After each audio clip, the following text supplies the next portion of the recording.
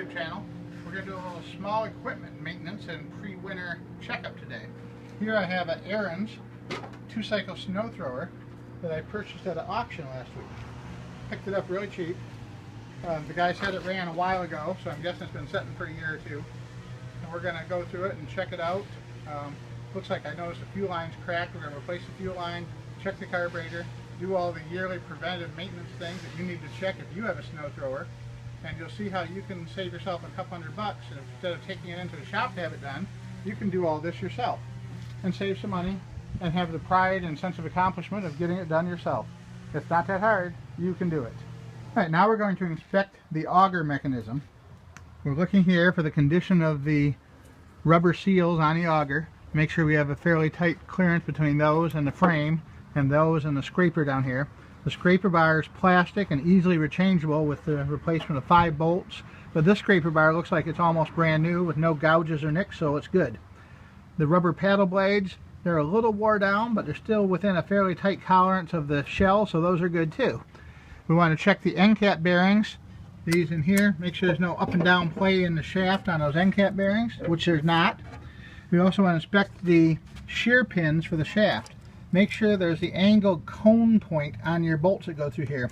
The angle means that these aren't real bolts, these are shear pins, and they'll break off if you happen to catch a rock or a piece of wood in the mechanism. If you don't have shear pins and use a real bolt, you'll destroy the gearbox if you happen to catch anything in there. Alright, so there's 2 grease fittings, one on each side. We're going to attach our nozzle and give it a few squirts of grease in there to grease the shaft and the bearings. Alright, now this is all greased up. I put grease in the fittings, checked the shear pins. Now we're going to check the oil level in the gearbox. And to do that in this one, what you do is remove this plug screw on top, like this, which is a 9/16. We're going to take that out.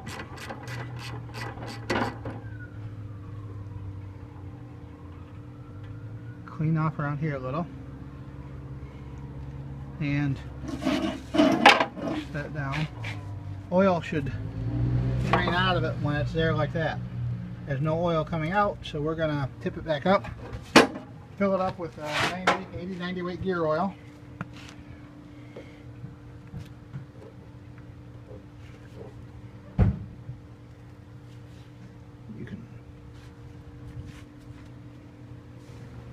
I've got my silicone spray lube out here. We're just going to give some key areas a little touch of lubrication.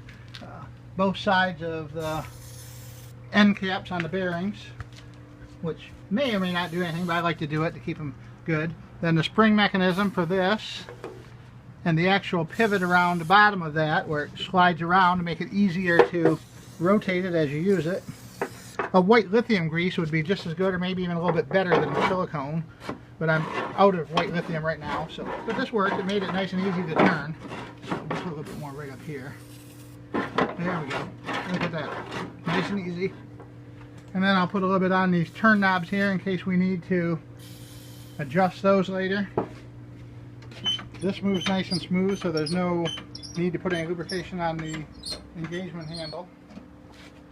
Alright, now we're going to move on to the fuel and electrical system. Alright, we just changed the oil on it for the year.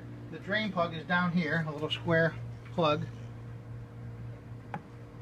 And refilling it with fresh, straight 30 weight oil. Just stick that dipstick in and pull it back out. And usually they hold about 20 ounces. This is not quite full yet. We're just going to keep adding a little bit more until we get up to the full mark.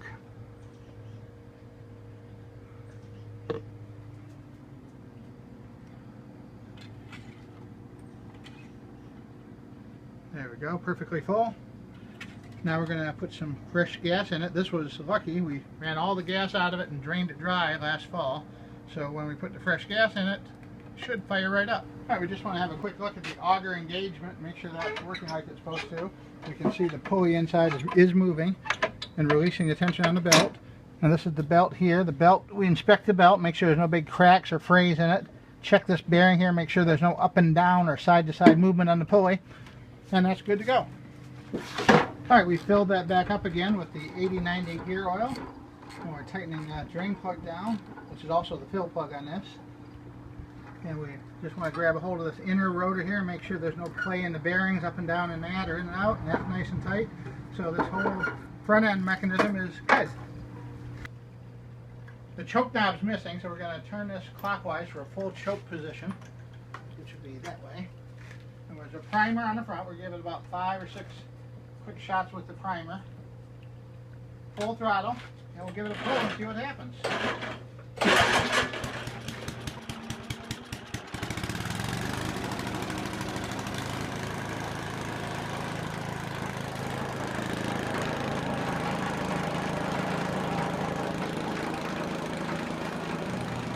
Alright, you can see it ran pretty good here.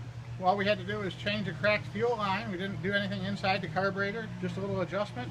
Changed the oil, inspected it. You saw all the different checks and inspections we did. Get out there and try something yourself. Thanks for watching. Have a great day.